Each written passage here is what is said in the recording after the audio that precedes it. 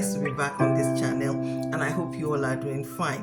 My name remains the same, Auntie Ajoke Ade. It's so nice to be back with you, like I said.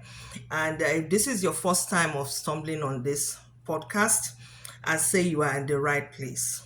I assure you, you are in the right place.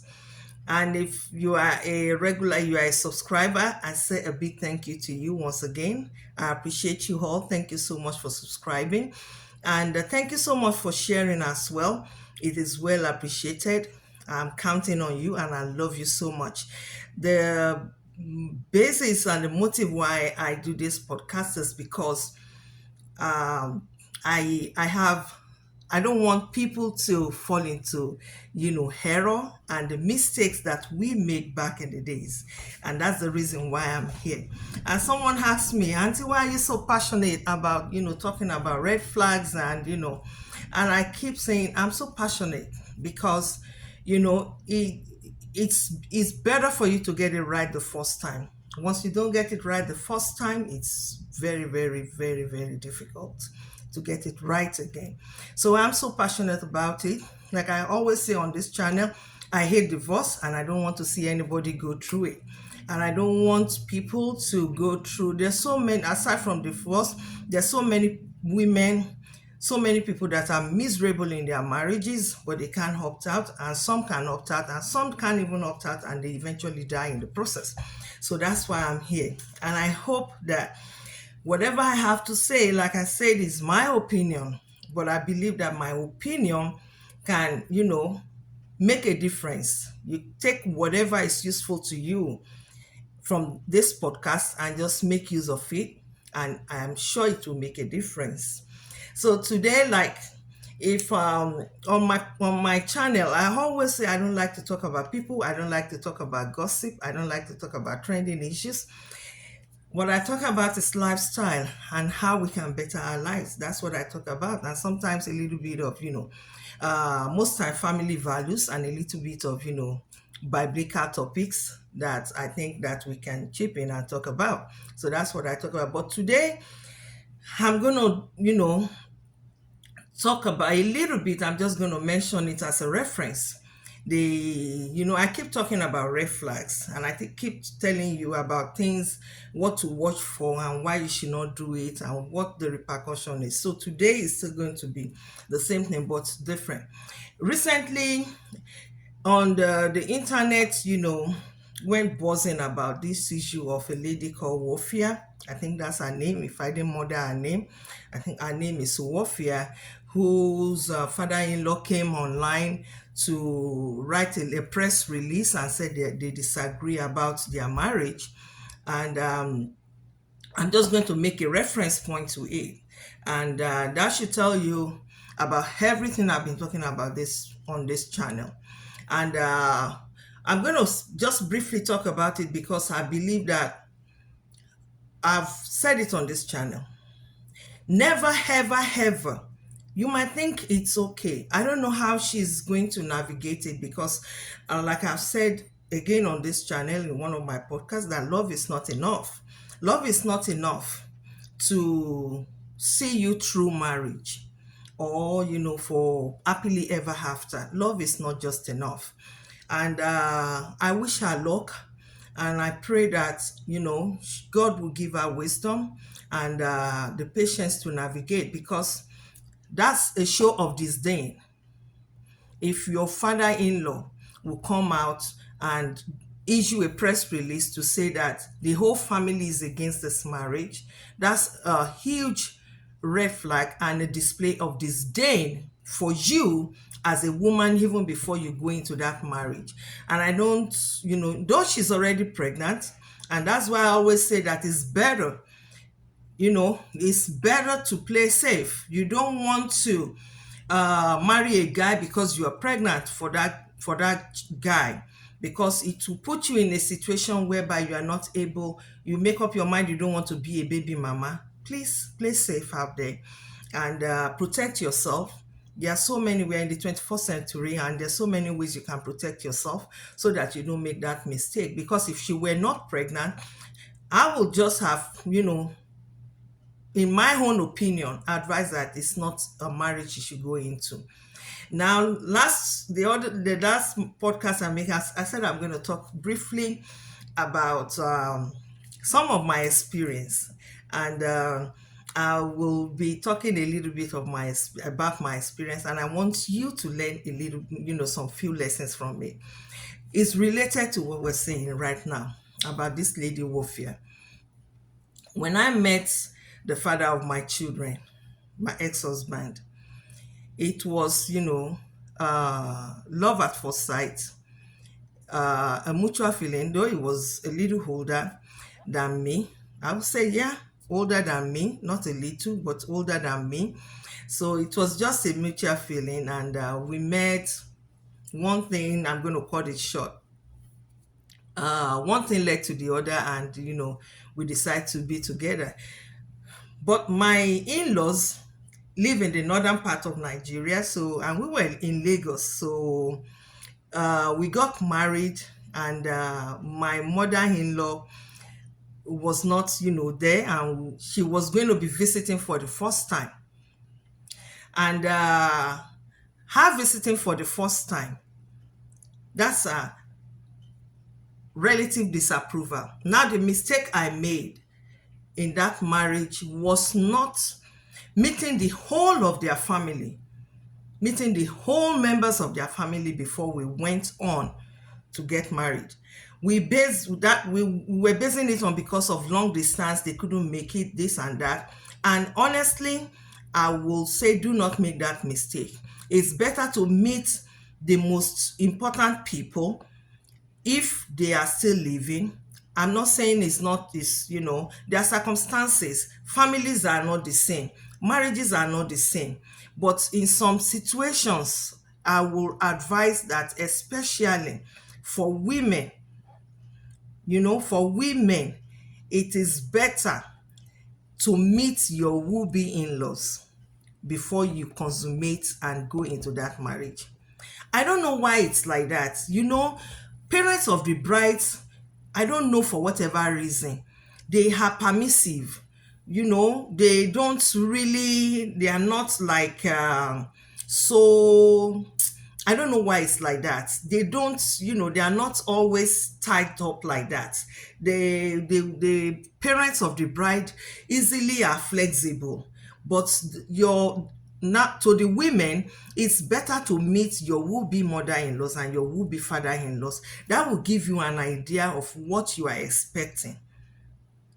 Because like I said, I don't know why it's like that. Because if a guy marries a lady, and probably they marry in absentia, the moment the lady introduces the guy to her parents, most time they are receptive. They receive the guy, they welcome him into the family. But it's not like that with the men. I don't know why it's like that, but that's the way, unfortunately, the way it is.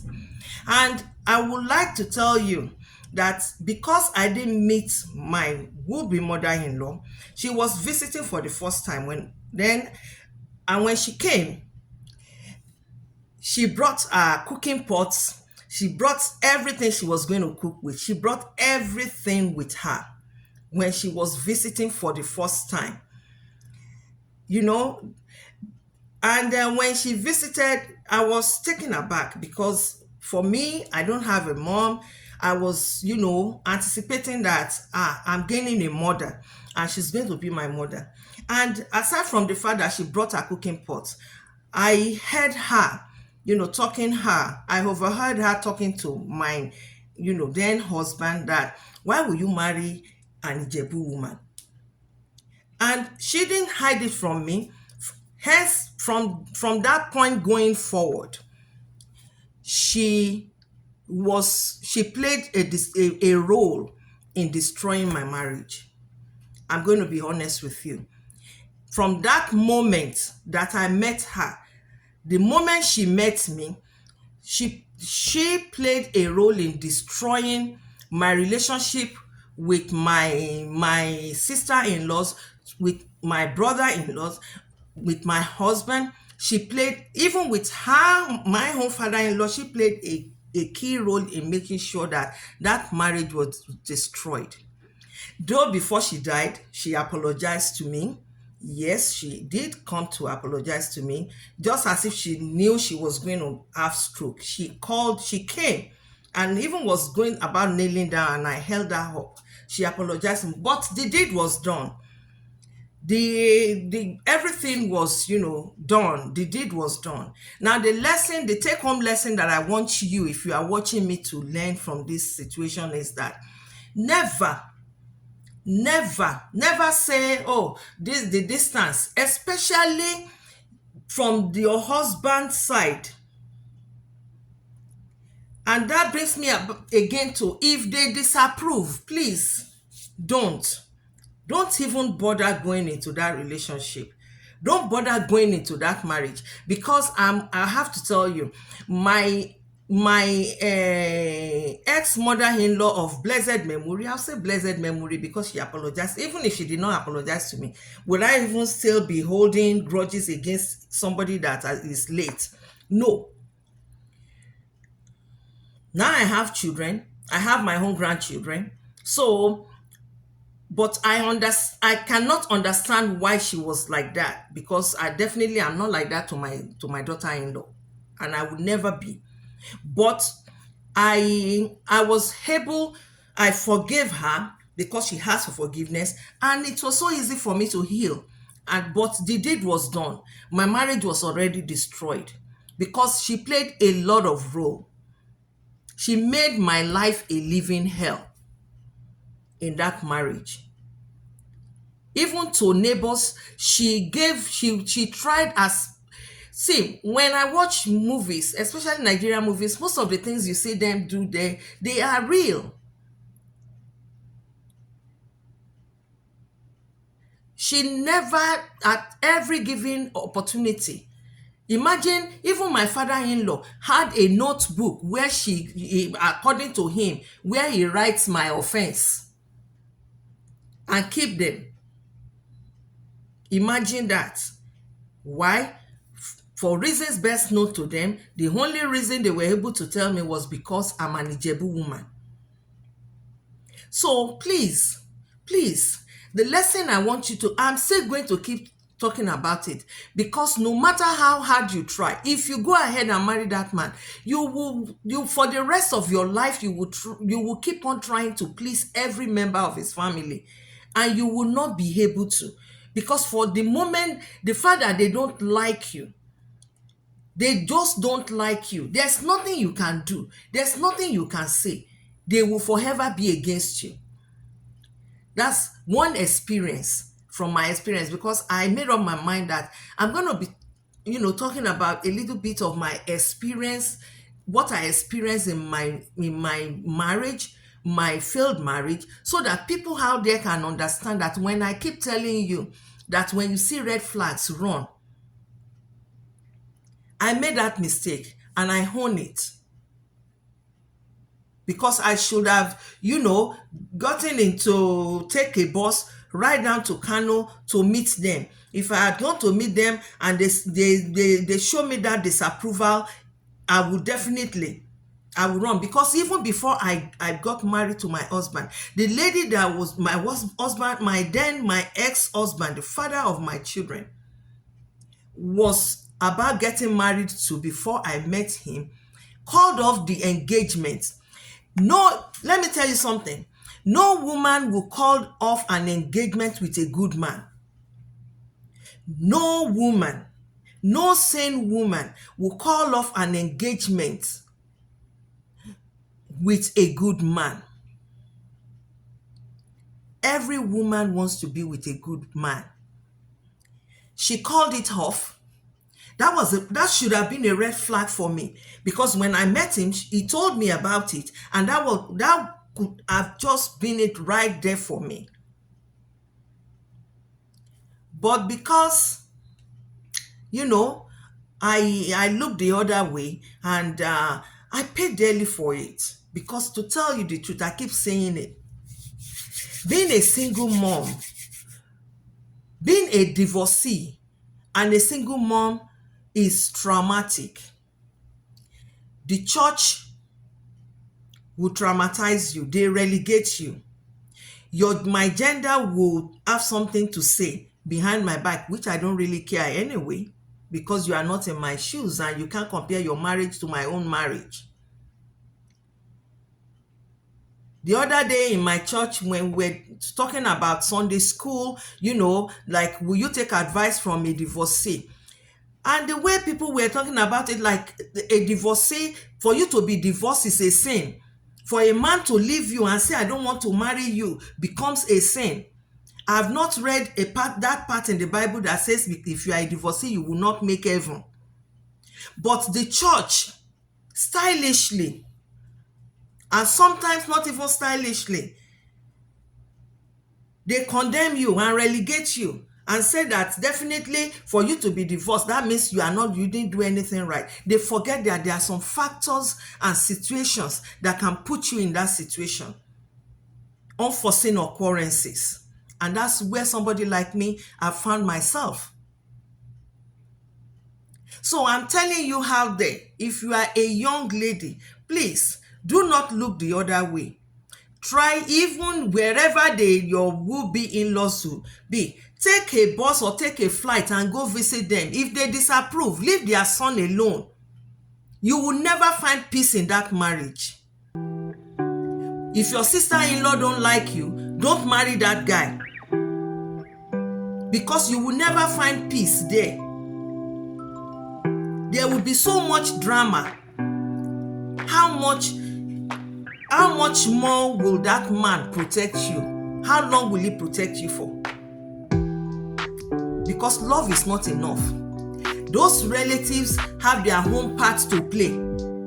And in that situation, they will make your life miserable. That's one lesson I want you to take home today. I made those 2 mistakes and I paid dearly for them. No good man, number one, no good woman will call off an engagement. No good woman. If you investigate, that man has an issue, an attitude issue. Number 2, if your will-be father-in-law, mother-in-law, sister-in-law, brother-in-law don't like you, please don't marry that guy. If God is leading you, there will be no confusion. If God leads you, if you pray and God is leading you to be a part of a family, there will be no confusion. The moment they all see you, they will fall in love with you. Like I always say on this channel, the best thing, the one thing you don't want to do to yourself is make your life miserable by your own self, by ignoring red flags, by not following if you follow this advice, if you are a young lady out there, I'm begging you in the name of God. I pray for that lady warfare. I pray that the Lord will help her, because it's a journey. And I don't know how long that guy will be able to have an enmity with his parents over this lady. The sister might like her. The mother might like her. They might say they are not living in the same place. But spiritual war, I have sinned, but I have conquered. When I was going through spiritual war, I tell you, spiritual war. And that was how they finished it up. And here we are. But at the end of it, I give God the glory. But in some cases, it's usually not that. But I give God all the glory for where I am today. Because I know that the battle is of the Lord.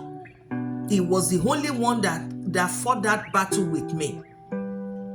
But it's not a pleasant battle that you want to be in. So if you are a single lady out there, and you feel like you are in your 30s, you're feeling like, I'm 32. When God leads you, I tell you, darling, there's no confusion. God will give you that man who will be your friend, that family who will adopt you as one of their own, who wouldn't see you as an outsider from day one. God bless you. Till I come your way, let's make this world a better place. Put a smile on someone's face. Be happy and let it reflect in everything that you do. Let the change that we all want to see in this world begin with you. I love you all. Till I come your way next time, I remain one and only your beloved sister, auntie, cousin, name it, whatever you think I am to you.